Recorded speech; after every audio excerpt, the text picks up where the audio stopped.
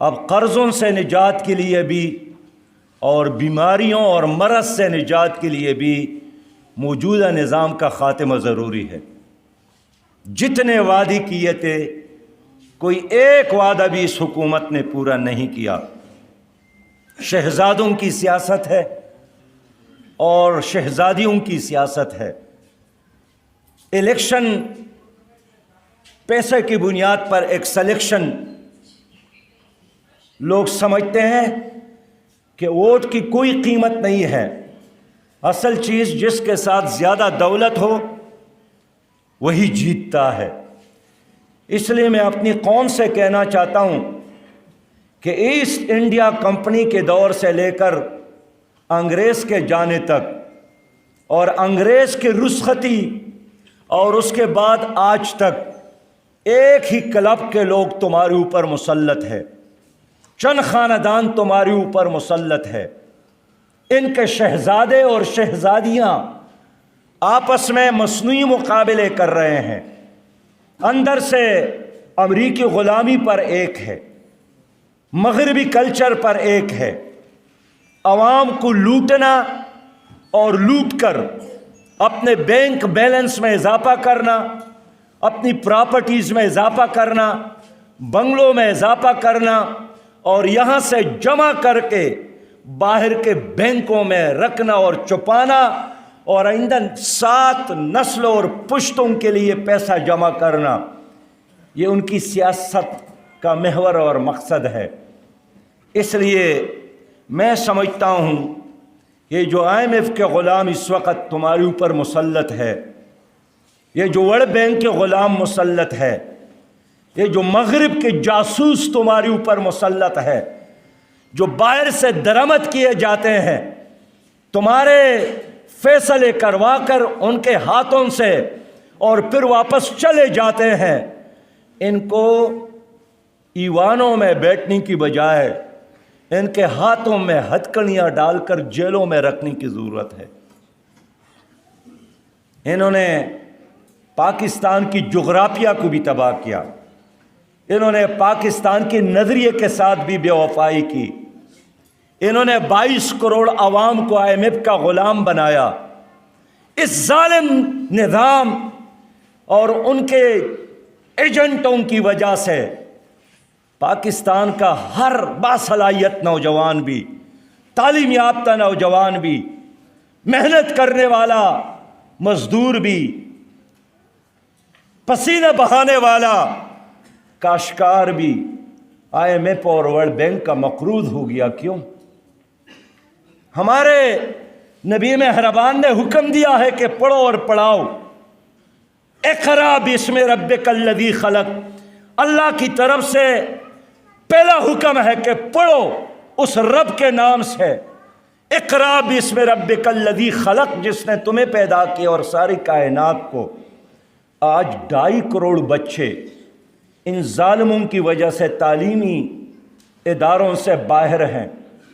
ہمارا مستقبل ہے گلی اور کوچوں میں، ہمارا مستقبل ہے فٹ پاتھوں پر، ہمارا مستقبل ہے گندگی کے ڈھیر میں رزق کے ٹکڑے تلاش کرنے، ہمارا مستقبل ہے معصوم بچے سائیکل کی دکان پر پنکشن لگانے، ہمارا مستقبل ہے ہوٹلوں میں 11 اور 12 سال کی عمر میں مزدوری کرنے پر مجبور۔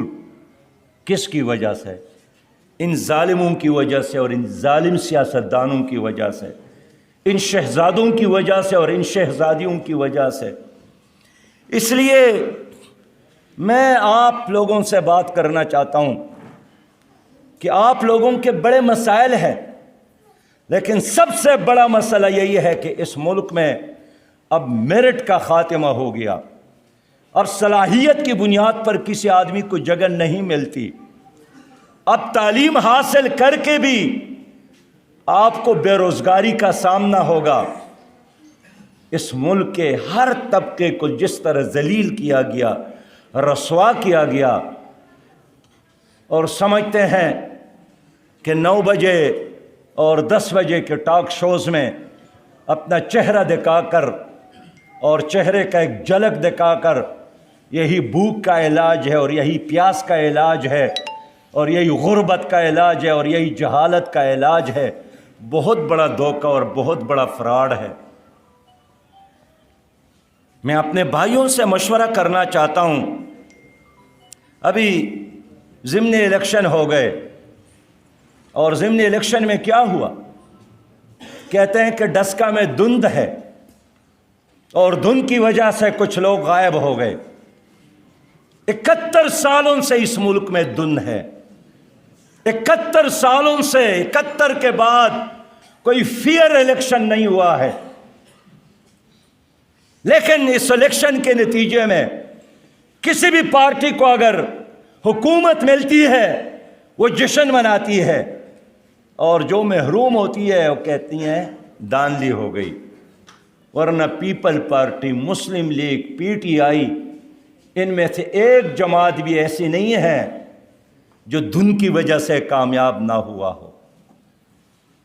میں اس لیے سیاسی جماعتوں کو دعوت دینا چاہتا ہوں کہ اگر آپ ایک فیئر الیکشن کے حامی ہیں تو تمام سیاسی جماعتوں کو آپس میں بیٹھ کر، تمام سیاسی قیادت کو آپس میں بیٹھ کر آئندہ ایک فیئر الیکشن کے لیے الیکشن ریفارمز پر متفق ہونا چاہیے، ورنہ جنرل الیکشن میں اس سے بھی زیادہ دھند ہوگا۔ کل پی ٹی آئی کی حکومت نہیں تھی، یہ بجلی کا بل جلا رہے تھے، اور آج بجلی کا ایک بل نہیں، 22 کروڑ عوام کی دل جل رہے ہیں۔ جھونپڑی میں رہنا بھی مشکل ہے اور بنگلے میں بھی رہنا مشکل ہے۔ گزشتہ دنوں میں کراچی گیا، چلتے چلتے ایک سڑک کے کنارے چھوٹا سا ہوٹل تھا، اس میں رک گیا۔ تندور والے سے پوچھا، بتائے 110 گرام روٹی جو بالکل کاغذ کے ایک ٹکڑے کی طرح تھا، اس کی قیمت 10 روپیہ۔ پاکستان گندم پیدا کرنے والا ملک، پاکستان گنا پیدا کرنے والا ملک، پاکستان دال پیدا کرنے والا ملک، اور دنیا میں 5واں، 6واں اور 7واں نمبر، اس کے باوجود بھی ہمارے ملک کے لوگ نان شبینہ کے محتاج ہے۔ کیوں؟ اس لیے میں اپنے بھائیوں سے کہنا چاہتا ہوں کہ ہمارے اس قیادت کے اندر نہ صلاحیت ہے اور نہ صالحیت ہے۔ اگر کوئی صلاحیت ہوتی تو بھی 1000 دنوں میں وہ کچھ کر کے دکھاتے کہ چلے ہم تعلیم تو ٹھیک نہیں کر سکے لیکن صحت کا نظام ہم نے بہتر بنایا، ہم صحت کا نظام ٹھیک نہیں کر سکے لیکن ہم نے زراعت کو بہتر بنایا، ہم زراعت کو ٹھیک نہیں کر سکے لیکن ہم نے کچھ نئے کارخانے تو لگائے، ہم نے صنعت کو ٹھیک نہیں کیا لیکن آپ کا تانا اور پٹوار کا کلچر ہم نے تبدیل کیا۔ اگر ہم تانا کو ٹھیک نہیں کر سکے تو ٹھیک ہے، لیکن ہم نے عدالتوں کو ٹھیک کیا۔ ہم عدالتوں کو ٹھیک نہیں کر سکے لیکن اپنے گڈ گورننس کو تو ہم نے بہتر بنایا۔ گڈ گورننس خود اب یہ لوگ کہتے ہیں کہ سب سے بڑا ہمارا مسئلہ یہی ہے کہ ہماری حکومت ٹھیک نہیں ہے۔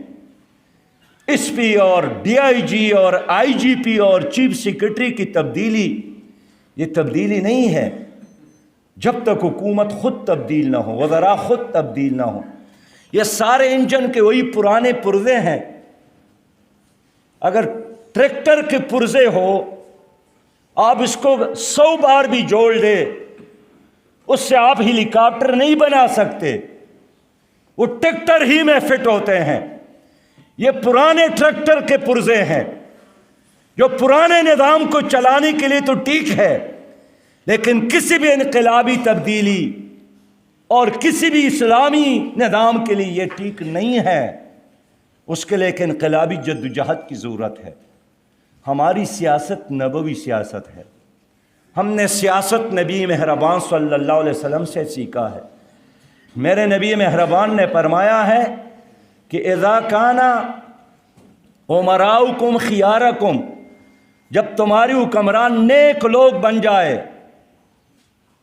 وَأَغْنِيَاؤُكُمْ سُمَحَاءَكُمْ، اور تمہارے سرمایہ دار پیسہ خرچ کرنے لگے، سخی ہو، اللہ کے راستے میں عوام پر خرچ کرنے والا ہو۔